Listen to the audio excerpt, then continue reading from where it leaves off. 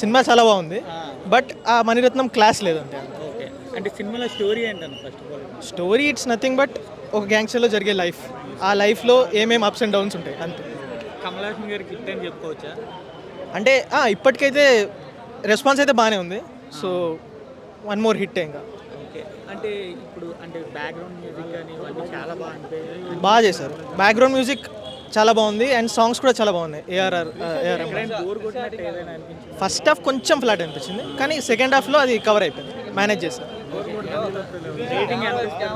3 ఇవ్వచ్చు, 3 ఇవ్వచ్చు. సినిమా బాగుంది, కమల్ హాసన్ యాక్షన్ బాగుంది, మణిరత్నం మూవీస్ కూడా అంతకుముందు మూవీస్ కూడా ఇది డిఫరెంట్గా ఉంది, బాగుంది. స్టోరీ ఎలా అనిపించింది? స్టోరీ అంటే యాక్షన్ మొత్తం బాగుంది. నాకు నచ్చింది, కానీ కొన్ని ట్విస్టులు ఉన్నాయి కదా ఫైటింగ్ సీన్ దగ్గర వచ్చి, ఆ ట్విస్టులు బాగున్నాయి. ఇద్దరిది బాగుంది.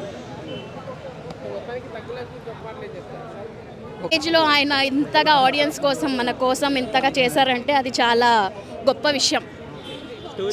స్టోరీ బాగుంది, ఎమోషనల్గా కూడా ఉంది. అంత ఏమీ లేదు, ఓకే, మరి అంతగా చీ బ్యాడ్ అనే అంత లేదు. ఆ సింబు గారు కూడా బాగా చేశారండి. త్రిష గారిది అంత పాత్ర లేదు, కానీ ఓకే అండి, బాగుంది మూవీ. చాలా అంటే ఎమోషనల్గా ఉంది. కమల్ హాసన్ గారు హైలైట్స్ అంటే ఆయన లాస్ట్ సింబు గారిని కాపాడడం.